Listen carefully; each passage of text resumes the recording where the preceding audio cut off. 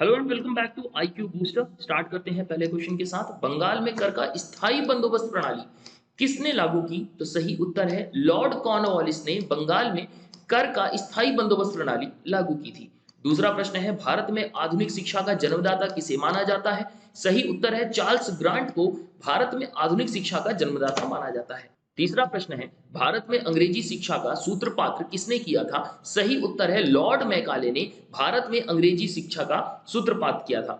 चौथा प्रश्न है अल्फ्रेड नोबल ने डायनामाइट की खोज कब की थी? तो अल्फ्रेड नोबल ने सन 1867 ईस्वी में डायनामाइट की खोज की थी। पांचवा प्रश्न है नोबेल पुरस्कार किसके पुण्यतिथि पर उनकी याद में प्रदान किया जाता है? सही उत्तर है अल्फ्रेड नोबल की पुण्यतिथि पर उनकी याद में नोबेल पुरस्कार प्रदान किया जाता है। छठवां प्रश्न है अर्थशास्त्र का नोबेल पुरस्कार पहली बार किस वर्ष दिया गया था? सही उत्तर है 1969 में, 1969 में पहली बार अर्थशास्त्र का नोबेल पुरस्कार दिया गया था।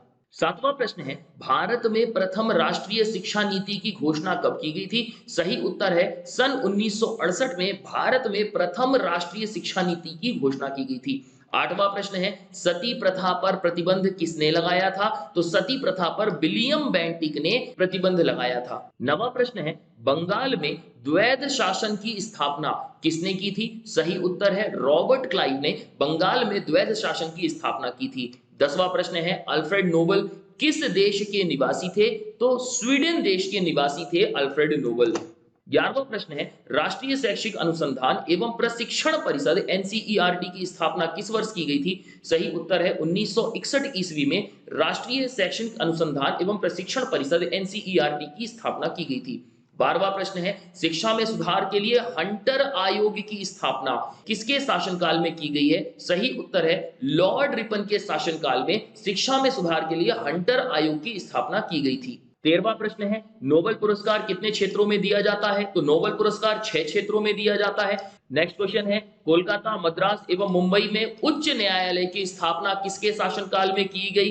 तो सही उत्तर है लॉर्ड कैनिन के शासनकाल में कोलकाता, मद्रास एवं मुंबई में उच्च न्यायालय की स्थापना की गई थी। 15वां प्रश्न नोबेल पुरस्कार प्राप्त करने वाले प्रथम भारतीय कौन थे? सही उत्तर है रविंद्रनाथ टैगोर प्रथम भारतीय थे जिन्हें नोबेल पुरस्कार से पुरस्कृत किया गया था। 16वां प्रश्न है विश्वविद्यालय अनुदान आयोग जिसको शॉर्ट में यूजीसी कहा जाता है उसकी स्थापना किस वर्ष की गई थी? सही उत्तर है 1956, सन 1956 में यूजीसी की स्थापना की गई थी। 17वां प्रश्न है मदर टेरेसा को नोबेल पुरस्कार कब मिला था? सही उत्तर है 1979 में, 1979 में मदर टेरेसा को नोबेल पुरस्कार से सम्मानित किया गया था।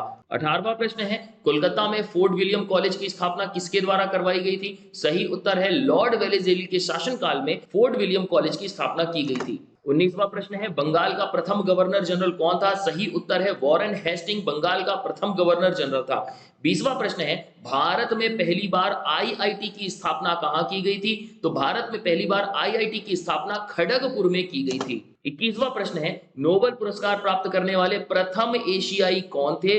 तो नोबेल पुरस्कार प्राप्त करने वाले प्रथम एशियाई रविंद्रनाथ टैगोर थे। 22वां प्रश्न रविंद्रनाथ टैगोर को किस वर्ष नोबेल पुरस्कार से सम्मानित किया गया था? तो सन 1913 में रविंद्रनाथ टैगोर को नोबेल पुरस्कार प्राप्त हुआ था। 23वां प्रश्न है प्रथम फैक्ट्री अधिनियम किसके शासनकाल में पहली बार पारित किया गया?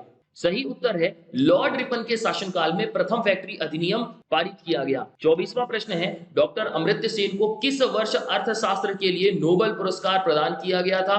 तो सन 1998 में अमर्त्य सेन को अर्थशास्त्र के नोबेल पुरस्कार से सम्मानित किया गया था। 25वां प्रश्न है भारत में स्थानीय स्वशासन के जनक के रूप में किसे जाना जाता है? सही उत्तर है लॉर्ड रिपन को भारत में स्थायी स्वशासन के जनक के रूप में जाना जाता है।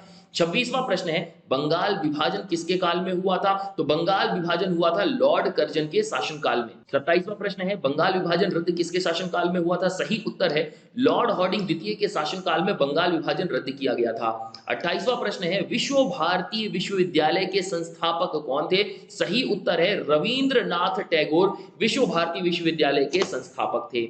29वां प्रश्न है, नोबेल पुरस्कार के तहत अधिकतम कितने व्यक्तियों को संयुक्त विजेता घोषित किया जा सकता है? सही उत्तर है 3 व्यक्तियों को अधिकतम नोबेल पुरस्कार के तहत संयुक्त विजेता घोषित किया जा सकता है। 30वां प्रश्न है, भारत में अंग्रेजी शिक्षा का मैग्ना कार्टा किसे कहा जाता है? सही उत्तर है वुड डिस्पैच को भारत में अंग्रेजी शिक्षा का मैग्ना कार्टा कहा जाता है। 31वां प्रश्न है, भारत में होम लोन लीग की स्थापना 1917 में किसके शासनकाल में हुई थी? तो लॉर्ड चेम्सफोर्ड के शासनकाल में होम रूल लीग की स्थापना की गई थी। 32वां प्रश्न है, भारत में सहायक संधि के जन्मदाता के रूप में किसे जाना जाता है? सही उत्तर है डुप्ले को भारत में सहायक संधि के जन्मदाता के रूप में जाना जाता है। 33वां प्रश्न है, भारत में सहायक संधि की शुरुआत पहली बार किस अंग्रेज गवर्नर जनरल के द्वारा की गई? तो सही उत्तर है लॉर्ड वेलेजली। लॉर्ड वेलेजली के शासनकाल में पहली बार सहायक संधि का प्रयोग किया गया था। 34वां प्रश्न है, नोबेल पुरस्कार विजेता प्रथम महिला कौन है? सही उत्तर है मैडम क्यूरी नोबेल पुरस्कार विजेता प्रथम महिला थी। 35वां प्रश्न है, लॉर्ड मैकाले ने अंग्रेजी शिक्षा पद्धति लागू की, कब लागू की? सन 1835 में पहली बार लॉर्ड मैकाले ने अंग्रेजी शिक्षा पद्धति लागू की। 36वां प्रश्न है, विज्ञान के क्षेत्र में पहली बार किस भारतीय को नोबेल पुरस्कार प्रदान किया गया था? सही उत्तर है सीवी रमन।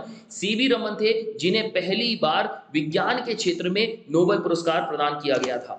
37वां प्रश्न है, ठगी प्रथा किसके शासनकाल में समाप्त हुई? सही उत्तर है विलियम बेंटिक के शासनकाल में ठगी प्रथा को समाप्त कर दिया गया। 38वां प्रश्न है, भारत में अंग्रेजी शिक्षा किस वर्ष लागू की गई? सही उत्तर है 1835 ईस्वी में भारत में अंग्रेजी शिक्षा को लागू किया गया था।